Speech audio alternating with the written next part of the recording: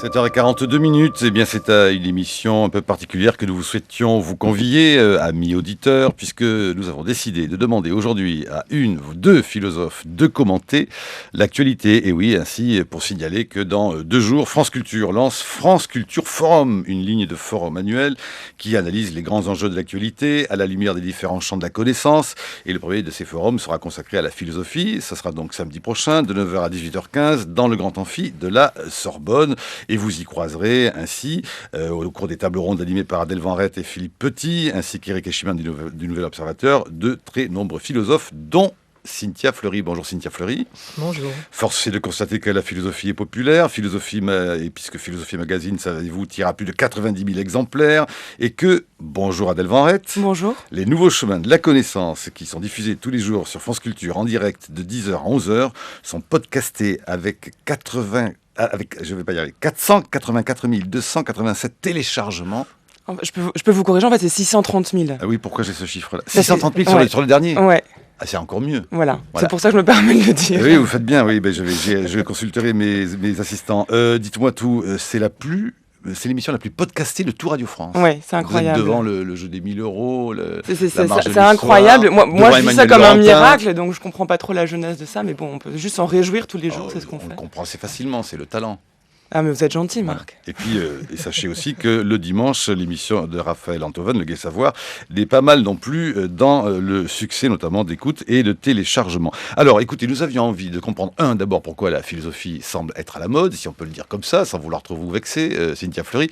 Mais tout de même aussi, l'idée, c'était de savoir, au fond, comment le philosophe, et nous l'avions déjà fait avec Marcel Gauchet, comment le philosophe met-il les mains dans le cambouis de ce qu'on appelle l'actualité, afin de nourrir ou pas plus tard une réflexion qui sera plus distanciée et décryptée. Mais enfin, tout de même, et là, on ne pouvait pas rêver mieux, on ne l'a pas fait exprès, mais alors, fin de journée hier, libération de Florence Cassé, émoi de la presse, les journaux changent ou essaient de changer leur une, mais n'y sont pas arrivés tout à fait parce que la nouvelle est tombée tard. Bref, on est dans ce qu'on appelle un événement qui suscite du commentaire politique, de l'émoi, de la passion. Est-ce que l'événement intéresse la philosophe que vous êtes et comment vous le décryptez, ou est-ce que vous dites au contraire, vous, au plat, pas de sensationnalisme, je ne veux rien dire et je parlerai plus tard? Non, l'événement, c'est bien évidemment un moment exceptionnel. C'est un présent normalement, parce qu'il y a aussi toute une déclinaison aujourd'hui, une banalisation du mot même événement qui fait que d'une certaine manière, ça devient assez crépusculaire tout de même, tout ça. Mais logiquement, au départ, c'est un présent qui fait histoire. Bon, donc de fait, il y a quelque chose d'historique, et de fait, c'est un événement un tout petit peu particulier, c'est pas une catastrophe. C'est un événement heureux, donc c'est un dénouement. Et c'est un dénouement. Ça, c'est très important dans la notion d'événement ici présente, parce que ça a été un événement construit, attendu, espéré. C'est un tout petit peu différent qu'un événement qui aurait une valeur de sidération forte, type catastrophe ou type autre chose. Oui, c'est-à-dire que c'est un événement qu'on a désiré, que l'on a attendu. C'est un événement, même, je dirais plus loin, qu'on a construit stratégiquement, donc ça a créé une histoire, non seulement ça crée une histoire aujourd'hui, mais ça a créé une histoire derrière lui, avant lui, alors que parfois un événement, c'est précisément de la rupture avec ce qui a précédé. Là, c'est au contraire un dénouement, c'est une continuité. Donc voilà, ça vient valider, mais même la philosophe que vous êtes, vous entendez Florence Cassé est libérée, ça, vous êtes contente, pas contente, vous vous en foutez, vous êtes intéressée à cette histoire-là, par exemple, en cours de route depuis 7 ans, ou pas forcément? Non, mais c'est toujours... c'est un moment de cristallisation commun, si j'ose dire. Donc, vous avez dit tout à l'heure, c'est une sorte de Marianne inversée. Une Marianne torturée. Une Marianne torturée. Il est vrai que, de toute façon, toute femme française à l'extérieur de son pays et en situation de délicatesse ou de péril, etc., porte des couleurs plus grandes qu'elle. Donc de toute façon, oui, l'événement Florence Cassé m'a intéressée dans ce sens-là, où il y a effectivement quelque chose que ça raconte d'une icône ou d'une idole, parce qu'il y a effectivement aussi la question du spectacle, de la presse. D'ailleurs, ce qui pose une question intéressante, quelle bonne place tenir aujourd'hui pour la parole, pour les parents, pour le récit nouveau, parce qu'à la fois ils ont construit totalement cet événement avec des stratégies de presse, ils ont toujours été dans la visibilité et dans la sollicitation de la presse, et en même temps on voit bien là qu'ils cherchent aussi leur place, parce qu'en même temps ils veulent répondre bien évidemment, et c'est tout à fait logique, à toute cette demande, et en même temps il y a quelque chose soudain qui vient se greffer là-dessus, qui est aussi leur intimité, et qui n'est pas si simple que ça à mettre en lumière. Alors l'événement en question, il permet aussi de dire aujourd'hui, et c'est à la fois un peu drôle, entre guillemets, c'est la victoire de la justice, enfin la justice mexicaine. Enfin, on a quand même attendu 7 ans, la victoire de la justice mexicaine. Oui, non, mais alors après il y a le récit que l'on fait de l'événement.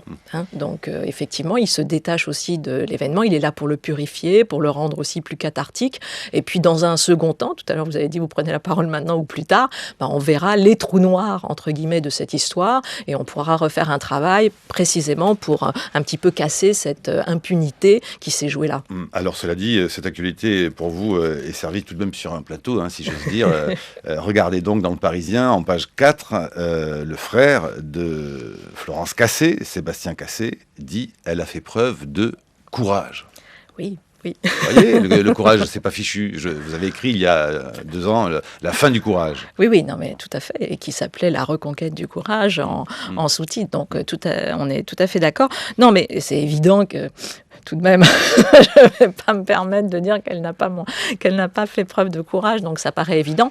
Et ça montre aussi que le courage est quand même une grande affaire collective dans cette histoire. Elle et beaucoup de monde, au fond, quand même, que de ne pas se résigner devant, a priori, ce qui était l'arbitraire d'une justice trafiquée et manipulée. Très clairement, c'était ça. Donc c'est aussi la victoire contre l'arbitraire, et ça montre que tout de même, des individualités, des histoires personnelles peuvent déconstruire une très très mauvaise histoire collective qui s'appelle celle de l'arbitraire. Oui, et du coup, on peut dire... ce sera le thème d'une table ronde de samedi où vous serez, qui pose cette question. La politique peut-elle ne pas être décevante? Voilà que là, la politique peut ne pas être décevante. Donc, ça y est, vous avez répondu. Comment dire? Oui, non, mais on va dire que le sujet, et je pense que Adèle Van Rett va en parler également, mais le sujet, c'est un tout petit peu plus ouvert, effectivement, que ça. Mais en même temps, reconnaissons tout de même qu'on pourrait le dire de beaucoup de choses, de la démocratie en règle générale, de l'amour aussi, peut-être.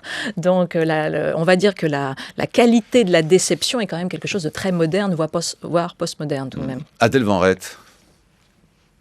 L'événement Florence Cassé. Alors moi, je serais moins clémente que Cynthia Fleury quant à l'utilisation du terme d'événement. Je pense quand même distinguer ce qu'est un événement. Est-ce qu'il y a une nouvelle, toute nouvelle du jour n'est pas forcément un événement. Non, mais c'est la presse qui en faisant un événement. Voilà, justement. Mais si vous interrogez les philosophes en nous, on sera peut-être d'accord justement pour dire que il faut essayer de ne pas forcément galvauder le terme d'événement. En l'occurrence, ce qui est intéressant, et d'ailleurs la discussion qu'on a depuis tout à l'heure le montre bien, le billet d'Hubert Huertas également, c'est que ce qui est intéressant ici n'est pas tant la notion d'irruption qui est impliqué dans le terme d'événement, mais les conséquences que ça a, la comparaison qu'on peut faire du coup entre les deux présidents qui étaient Nicolas Sarkozy et aujourd'hui François Hollande, se féliciter de la nouvelle entente entre l'Élysée et le Mexique, ça d'accord. Après, si on veut réfléchir sur ce qui se passe réellement, la notion de courage, pourquoi pas, ou de justice, on sort de l'événement. Vous voyez, il y a deux champs de réflexion différentes. Il y a une notion proprement historique, qu'est-ce qu'un événement? Est-ce un événement? Et puis il y a une notion qui s'inscrit dans une dimension plus large sur ce qu'est la justice en général, en l'occurrence, comment est-ce que le courage a pu venir à bout de certaines choses. Voilà comment ce serait deux façons de réfléchir sur ce sujet-là. Hubert Huertas, vous êtes resté, je vois que vous brûlez d'intervenir. Oui.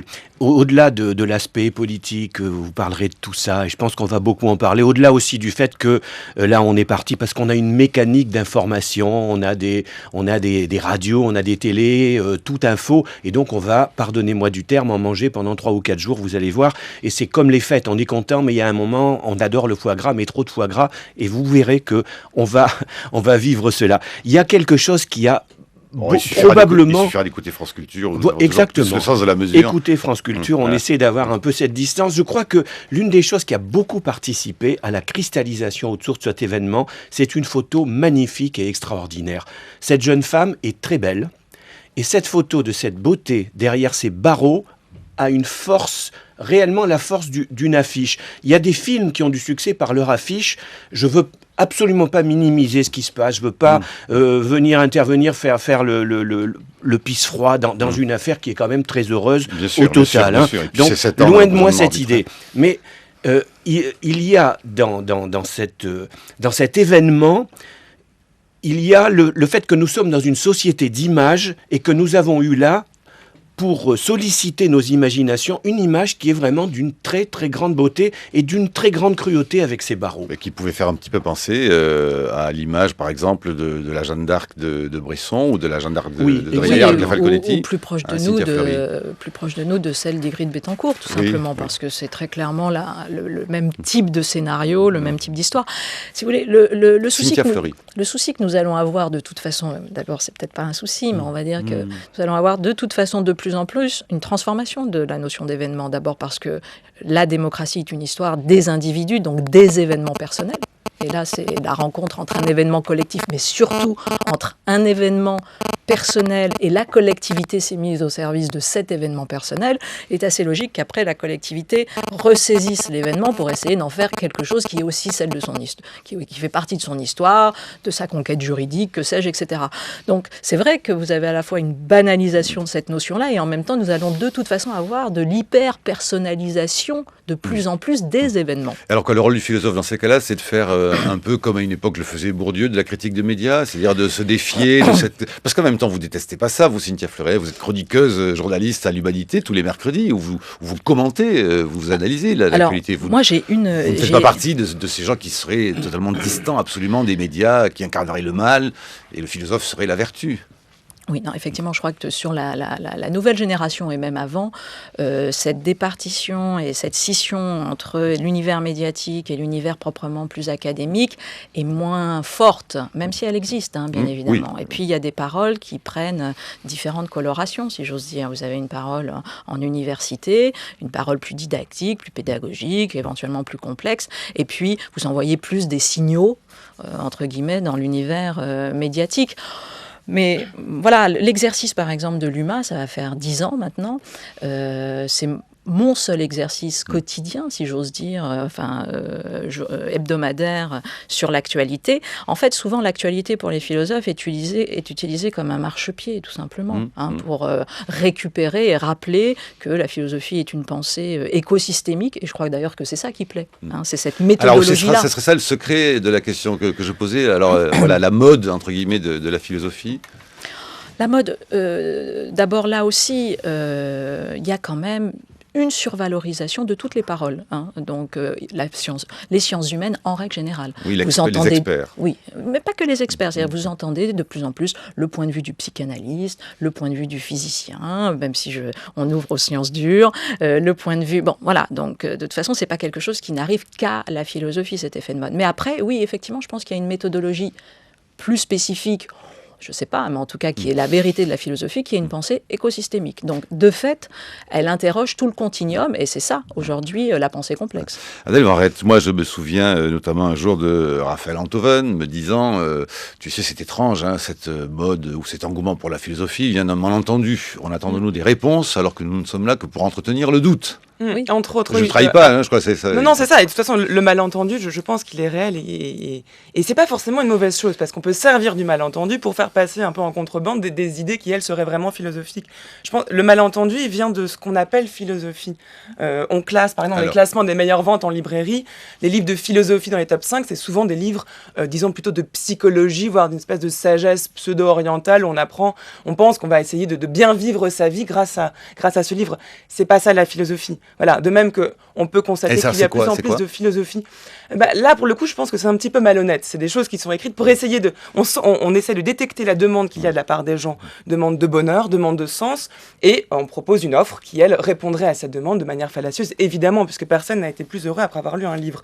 Et certainement pas un livre de philosophie. Enfin, en tout cas, on peut être plus joyeux, mais ça rend pas plus heureux sur le long terme. C'est plutôt Marcel Proust qui rendrait plus joyeux. Alors ça, moi, je partage cet avis. Après, je suis pas sûre. Et encore, ça peut rendre aussi très triste. Mais en tout cas, justement, la discussion qu'on est en train d'avoir le montre bien, c'est pas une affaire d'humeur. Voyez, le but n'est pas d'essayer d'être plus heureux après avoir lu un livre. Par contre, on peut aussi s'interroger sur le fait que la philosophie soit de plus en plus présente dans les médias. Et ça, c'est intéressant. Parce que là aussi, c'est quelque chose qui est plutôt nouveau, de voir comment un discours qui jusque-là était cantonné à l'université, ou une certaine spécialisation, peut devenir accessible non seulement à des personnes qui elles-mêmes n'ont pas forcément fait des études de philosophie, mais peut devenir accessible et disponible dans des milieux qui jusque-là ne synthétisait pas d'un côté, disons, un regard sur l'actualité, de l'autre, une réflexion sur le plus long terme. 8h19, c'est l'heure de la chronique de Brice Couturier. Bonjour Brice. Bonjour Marc. Seriez-vous taquin aujourd'hui avec nos invités et cette question, pourquoi les philosophes ? Vous allez voir. Le moment est donc venu, semble-t-il, de proposer l'abandon du mot philosophie, qui ne renvoie à aucun domaine déterminé et ne sert plus guère que d'épouvantail destiné à impressionner les littéraires et devant toute tentative de rébellion de leur part, à les remettre, si j'ose dire, à la raison. Ce qui existe, ce n'est pas la philosophie, c'est un certain nombre de livres écrits par des gens plus ou moins compétents sur les sujets les plus variés. En principe, ces gens réfléchissent, cherchent à appuyer ce qu'ils disent sur des arguments et à donner à leurs écrits l'intérêt le plus général possible. Il leur est permis, pour cela, de forger un certain vocabulaire à condition que ce soit gagné de la précision et non pour en perdre. Si ces conditions sont remplies, on pourra alors dire parfois, avec beaucoup de prudence, que tel ou tel livre a une valeur philosophique. Mais ce sera parce que ces conditions sont remplies, et non par participation magique à un inconditionné, à une hypostase qui serait la philosophie. Or, les philosophes de notre temps restent plus ou moins consciemment fidèles à cet idéal médiéval, à cette notion implicitement religieuse de leur rôle, et ils appellent philosophie ce rêve d'une discipline rectrice qui serait à la fois science et sagesse, connaissance de l'absolu et principe hiérarchisant des autres connaissances, et qui tiendrait d'elle leur signification ultime. La philosophie de notre époque est une tendance désespérée pour dissimuler, et se dissimuler, la désagrégation de cette conception. Voilà ce qu'écrivait Jean-François Revel, qui était du métier, puisque ce normalien était agrégé de philo, dans un livre qui fit scandale en 1957 et qui s'appelait « Pourquoi des philosophes ?» Alors bien sûr, il faut se replacer dans le contexte de l'époque, se souvenir du magistère qu'exerçait alors Sartre sur le Paris intellectuel et l'influence qu'avait hors de nos frontières ce qui s'y écrivait, pour mieux saisir l'exaspération qui guidait la plume de Revel. Mais la question qu'il posait alors comme un défi peut fort bien être réexaminée à nouveau frais, un demi-siècle plus tard. Oui, après tout, pourquoi des philosophes ? Donner du sens à la succession des événements qui défilent sur nos écrans, mais nous avons pour cela des experts, qui chacun dans leur spécialité, sont capables de situer le fait dans un contexte et ainsi de l'interpréter. Pointer les dysfonctionnements de la société, indiquer des remèdes aux maux qui persistent à empêcher son épanouissement promis, mais toute une ingénierie sociale s'active désormais pour nous garantir, sinon le bonheur, du moins la sécurité, la continuité de nos moyens d'existence, la garantie de droits toujours plus nombreux. La critique et la surveillance morale des préposés à l'exercice du pouvoir, mais c'est devenu la grande affaire des médias depuis qu'ils se sont posés en rival et en censeurs du politique. Quant à l'unification des savoirs du temps dans une théorie globale qui les surplomberait et en rendrait compte, personne ne s'y risque plus à présent. Il y a bien trop de savoir à l'époque, et l'époque des grandes doctrines est passée. Ce qui reste de la philosophie critique s'épuise dans la déconstruction de ce qui a déjà été pensé et frôle parfois le nihilisme. Les philosophies de la connaissance ou du sujet sont à la remorque des sciences cognitives. Même l'histoire de la philosophie, qui se survivait tant bien que mal au cours des dernières décennies, a été annexée par les historiens des idées. Alors je vous pose la question, mesdames, parce que vous êtes philosophes toutes les deux, pourquoi des philosophes ? Et pourquoi des journalistes ? Adèle Van Rett. Pour hiérarchiser, commenter l'actualité, pour inviter, pour faire parler des Agnès Benassi-Kiri, qui elles sont des expertes et qui nous expliquent pourquoi tel phénomène économique a un sens. Mais pourquoi des philosophes ? Alors justement, si la fonction du journaliste est d'expliquer pourquoi les choses ont un sens, pourquoi est-ce que les philosophes ne pourraient pas eux-mêmes avoir la même fonction ? Parce que la philosophie est la seule discipline à propos de laquelle on pose cette question-là. Pourquoi la philosophie ? On n'a jamais dit pourquoi la littérature, pourquoi les mathématiques. Je vous rassure, on dit aussi pourquoi les économistes. Une Agnès grande Benassi-Kiri. crise, finalement, à quoi servent-ils ? Ne pas éviter la crise. Oui, ils ne voient jamais rien à l'avance, Ils ils ne sont voient tout rien le là. temps.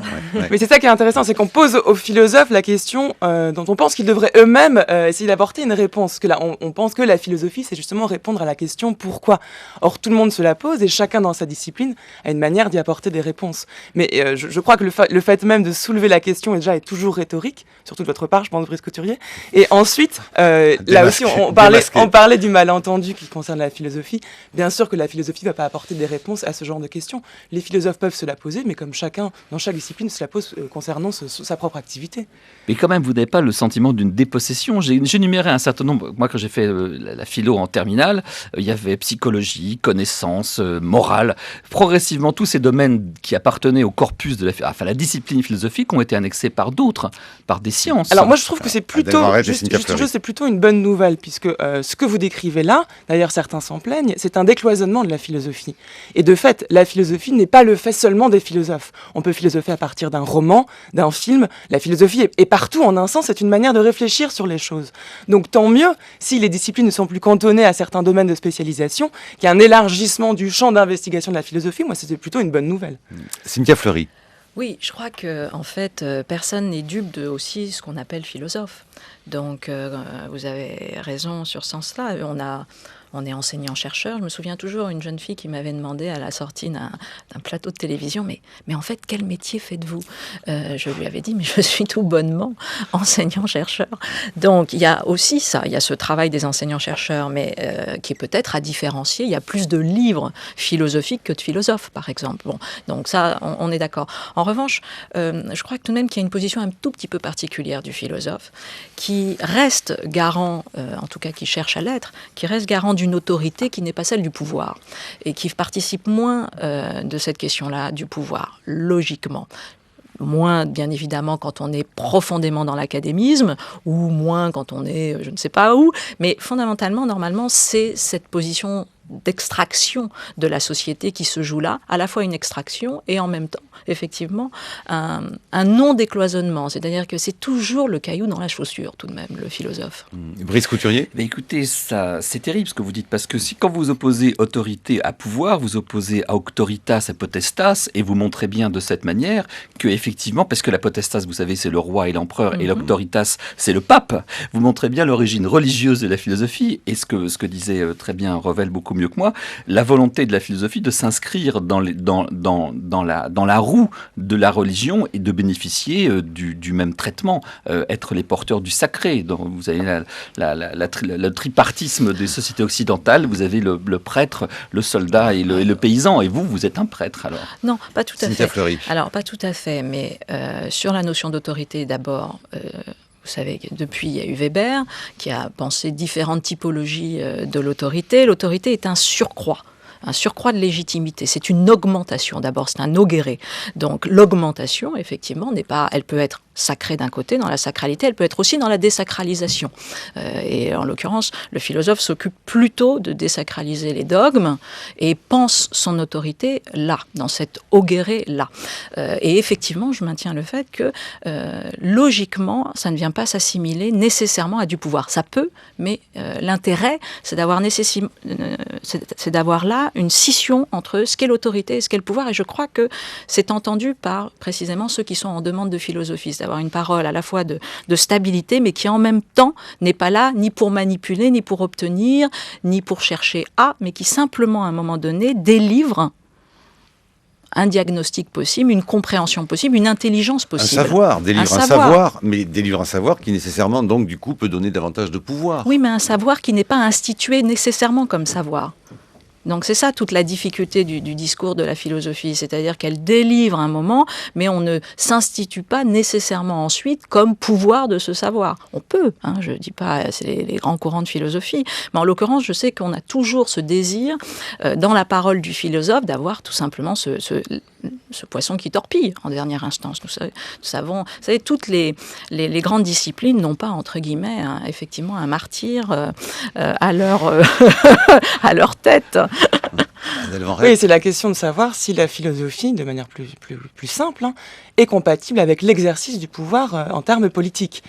Puisque l'histoire a pu montrer que ça n'a pas été le cas, on peut aussi constater... Marc Aurèle. Marc Aurèle et même le conseiller du prince. On peut trouver des exemples. Après, le problème vient souvent qu'en politique, lorsqu'il y a la mise en œuvre d'une idéologie, ça peut paraître incompatible avec le questionnement proprement philosophique qui consiste à s'interroger sur les raisons de l'agir et justement à prendre ce temps de réflexion avant de passer à l'action, ce qui n'est pas toujours possible en politique. Il me semble que le vrai conflit, sans doute, il est là, entre d'un côté l'exercice d'un pouvoir politique et de l'autre la philosophie qui implique une temporalité qui est différente, un temps long, une remise en question constante, quand bien même elle suit une ligne claire, ça ne veut pas dire qu'il n'y a aucune conviction, mais qui ne peut pas, il me semble, s'accommoder de l'exercice du pouvoir politique. Je vois que notre économiste a une question, Agnès Benassi-Kéré. J'essaie de me figurer les choses de manière un peu pratique. Donc, je préside un conseil qui s'appelle le Conseil d'analyse économique qui a pour vocation de produire des recommandations pour le Premier ministre. Il n'existe pas de conseil d'analyse philosophique. Si un tel conseil existait, si vous en faisiez partie, quels seraient les grands sujets que vous voudriez porter ? Comment est-ce qu'un philosophe, aujourd'hui, pourrait se faire conseiller du prince ? Et qu'est-ce qu'il aurait à dire ? Je ne suis pas sûre que ce soit d'abord... Cynthia Fleury. Précisément la volonté. Je crois que la philosophie n'a pas aujourd'hui à s'instituer en termes d'expertise. Elle ne cherche pas à faire ça précisément, elle cherche à Mais s'opposer c'est quand à même ça. le paradoxe, c'est quand même beaucoup ce qu'on vous demande. C'est une Dans tradition la- platonicienne. dans la donc, demande sociale. quelque part dans la tradition C'est ce philosophique, qu'on nous il y a demande ça. et c'est ce qu'on nous Platon, quand demande même. pas. Donc c'est ce qu'on nous demande et c'est ce qu'on nous demande pas véritablement. Hein, c'est vraiment une séparation entre la recherche et l'expertise. Et étonnamment, on va plutôt, quand on est un philosophe, plutôt sur la question de la recherche, même si après on peut avoir une recherche appliquée. Mais donc non, je suis pas sûre qu'on irait s'instituer en termes de conseils. Peut-être que oui. Non, on a une tradition, si vous voulez, de greffe. C'est mieux. On a une tradition entre guillemets de, comment dire, endogène et d'aller à l'intérieur des structures. Voilà, Par le pour, ministre de l'Éducation, par exemple ? Il doit y avoir, oui, il y en a un, donc tout à fait. Juste vous citez Platon, Adèle vous Van Rett. discuturiez, justement dans la République de Platon. Ah oui, ce tiens, qu'il qu'aurait montre- dit Platon à 8h31 minutes? Alors, Je pense que qu'aurait tu dit as Platon? de cette Vaste question. question-là. Alors, je ne sais pas ce qu'il aurait dit aujourd'hui. D'ailleurs, pensez à ce qu'il aurait dit aujourd'hui. C'est parti du principe que ce qu'il disait à l'époque était tributaire d'une époque donnée. Alors, je pense que la philosophie est plus atemporelle que cela. En tout cas, dans la République, ce qui montre, c'est que le moment où le philosophe doit revenir dans la cité, une fois qu'il est sorti de la caverne, qu'il s'est formé en tant que philosophe, et qu'il peut venir, disons, instituer un pouvoir que de manière désintéressée. C'est parce qu'il est désintéressé qu'il peut lui-même occuper une position de pouvoir. Or ça, il le dit lui-même, c'est pas avant 50, 60 ans, et ça demande une certaine sagesse qui n'est pas accessible à tout le monde. Il faudrait peut-être garder ça en tête. Alors vous savez, moi ici je suis très bêtement terre à terre. On avait envie de comprendre au fond comment l'actualité peut être vue par vous. Il y a donc 2 ans, presque 3, Cynthia Fleury, vous avez publié un ouvrage qui a eu beaucoup de succès, qui a été très commenté dans les médias justement, qui est La fin du courage, chez qui d'ailleurs? Fayard. Fayard Chez et Fayard, Luc de Poche, voilà. en l'occurrence, Est-ce aujourd'hui. que cette notion de courage aujourd'hui continue et donc d'essayer de se le réapproprier, en tout cas de réinvestir le courage dans la société, est-ce que c'est quelque chose qui reste aujourd'hui toujours valable pour vous, à savoir que ce serait quelque chose qui serait central pour comprendre au fond en quoi une société se délite et en quoi elle peut se reconstruire? Et est-ce qu'aujourd'hui, le mot courage est employé à tour de bras, hein, comme vous le savez par les hommes politiques, il faut avoir le courage politique de faire ceci et de faire cela, et par exemple là, on a à nouveau entendu que la France et le président de la République n'avaient pas manqué de courage quant à la décision d'intervenir militairement au Mali, par exemple. Mais si vous voulez, cette désubstantialisation du langage, elle touche tout. C'est-à-dire que la vérité, le courage, la démocratie, la politique, etc., etc., etc. C'est ça aussi la démocratie. Depuis toujours, il y a une ambivalence structurelle profonde entre d'un côté, effectivement, un champ plutôt philosophique qui anime la démocratie, parce que c'est vrai, et puis de l'autre côté, il y a tout l'univers de la démagogie, et il y a tout l'univers de venir faire vider le langage, et qui est très dangereux d'ailleurs pour la démocratie, puisque la première force normative en démocratie, c'est le langage, et c'est la parole. Donc bien évidemment, c'est dangereux. Donc oui, on courage à tout va, mais c'est pas parce qu'on se fait voler et usurper ces mots qu'il faut nécessairement lâcher l'affaire, et donc régulièrement, il faut venir les resubstantialiser pour refaire agir et redonner de la performativité, si j'ose dire, à la démocratie et à la délibération publique. Donc c'est ce que j'ai fait pendant 3 ans. Les médias se sont saisis, c'est vrai, de la fin du courage. Les classes, moi j'ai fait énormément de cours en classe, de la prépa en 3e. Je suis allée dernièrement faire les cordées de la réussite à Bordeaux, c'est-à-dire c'était assez étonnant de voir de la 3e au prépa travailler sur la fin du courage.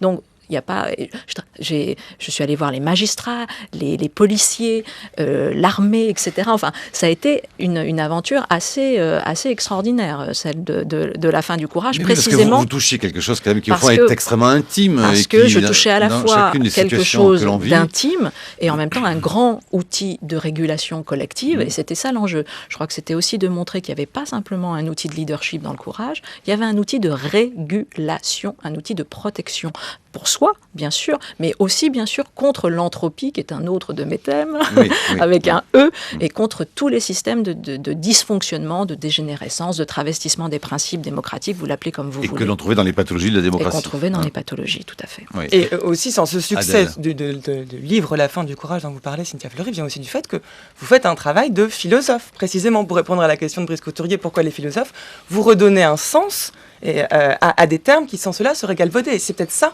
si ça, c'est pas une utilité indispensable dans la société. Oui, justement, moi, si je vois, et vous savez bien, c'était pour vous provoquer que je disais pourquoi des philosophes, parce qu'évidemment, je ne doute pas de leur nécessité. Mais s'il y a un domaine où les philosophes me semblent plus que jamais d'une utilité publique, c'est celui de l'examen régulier du vocabulaire. Parce qu'effectivement, dissiper les faux problèmes que créent les ambiguïtés sémantiques, c'est une des tâches nouvelles de la philosophie, enfin nouvelle depuis Wittgenstein, ça fait déjà un certain temps, mais enfin c'est absolument essentiel, parce qu'effectivement, les médias, nous, journalistes, nous avons tendance à truquer le vocabulaire, à jouer de des ambiguïtés sémantiques pour faire dire autre chose que ce qu'il veut dire, etc. Et ça m'amène à une autre idée que j'aimerais vous soumettre. Il me semble qu'aujourd'hui, le problème de nos sociétés, c'est leur éclatement, des sociétés postmodernes dans lesquelles nous vivons. Leur éclatement, parce qu'effectivement, le vocabulaire de chacune de nos micro-communautés, appelons-les comme on veut, tend à prendre une valeur particulière au sein de cette communauté ou de cette nation, on l'a vu dans les années 30, et peut amener des conflagrations inquiétantes. Ne croyez-vous pas qu'une des tâches de la philosophie aujourd'hui, ce serait de montrer en quoi il peut y avoir des normes universelles qui ne dépendraient pas des législations particulières aux différentes sociétés. On voit avec l'émergence aujourd'hui de la Chine et de l'Inde qu'il peut y avoir des consensus. On le voit par exemple dans le droit international. On voit monter effectivement le consensus à partir de cultures différentes sur des valeurs communes, sur des réglementations communes. Ça concerne le climat, ça concerne l'environnement, le climat, etc. Mais ça concerne les rapports entre les peuples. Bref, ne croyez-vous pas qu'une des tâches de la philosophie aujourd'hui, c'est de s'abstraire de son origine culturelle occidentale ou européenne et de tendre vers cet universel, alors que pendant trop longtemps, la philosophie a donné l'exemple du contraire, c'est-à-dire au contraire une poussée vers un relativisme qui, à mon avis, lui a beaucoup nui. Que pensez-vous ? Cynthia Fleury. Alors, je dirais, effectivement, dans une situation où les territoires et les identités et les cultures sont atomisées, si j'ose dire, vous avez cette tentative encore pour la philosophie pas de restaurer, j'aime pas ce terme-là, mais de créer encore du monde commun. Et ce monde commun, il peut se jouer par le langage. C'est un territoire, le langage. Ça fait monde. Donc, effectivement, de revenir régulièrement sur les mots, alors que tout s'éclate, nos vies s'éclatent, c'est qu'encore une tentative de penser quelque chose qui est du commun. Donc ça, c'est un très très très grand enjeu pacificateur au niveau politique, mais aussi humain, c'est-à-dire au sens de la création d'un sens commun et de faire avancer l'intelligence, etc. Donc ça, c'est un premier point.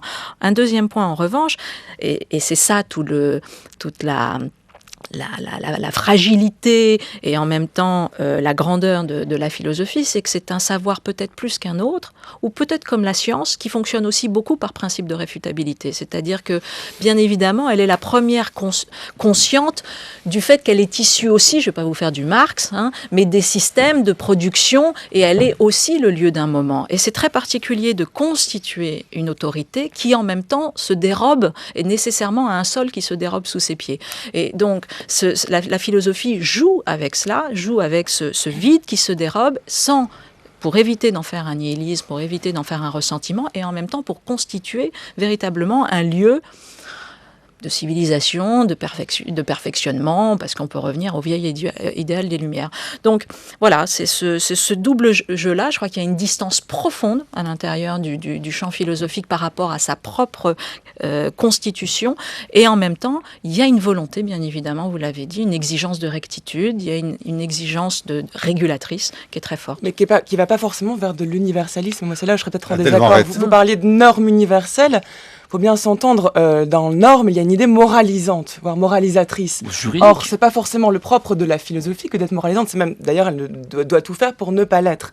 Il est très difficile de postuler un universel sans y mettre, sans lui attribuer un contenu qui lui-même, du coup, va orienter l'agir, la pensée dans une seule direction, et souvent, du coup, faire la morale à ceux qui ne suivent pas cette direction. Et deuxièmement, Cynthia Fleury disait que la philosophie, le fait d'un moment, c'est aussi le fait d'un lieu. L'idée et la demande d'un universel est, à mon sens, aussi une demande qui vient d'une certaine partie de la planète et d'une certaine partie peut-être de la philosophie qui est occidentale. L'Occident n'a pas le propre de la philosophie, et il est des philosophies dans d'autres endroits du monde que l'Occident qui elles-mêmes ne mettent pas en avant cette idée de l'universel, qui d'ailleurs remonte aux Lumières et à une certaine conception de la raison. Donc je crois l'amalgame entre philosophie et universalisme, il faut être prudent là aussi, je crois. Ah, mais elle est très forte, hein. Vous l'aurez pas comme ça. Mais quand même, Agnès Benassi-Kéré. est-ce que ce serait pas utile d'avoir une sorte de G20 des philosophes qui essaient... Alors, c'est Davos, hein, ça, c'est voilà. parce qu'il y a Davos en ce moment, donc évidemment, Agnès Benassi-Kéré.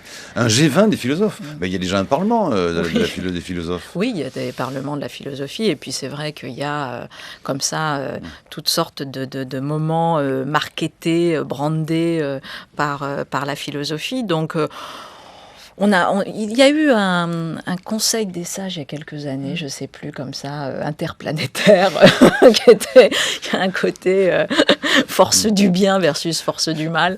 Mais je me souviens, il y avait eu quelque chose comme ça qui s'était donné rendez-vous en Jordanie, je crois. En plus, le lieu était particulièrement... et qui avait réuni Elie Wiesel ou d'autres. Vous vous souvenez pas? Donc, vous voyez, ça s'était fait... ça se refera, hélas. Alors ça se refera.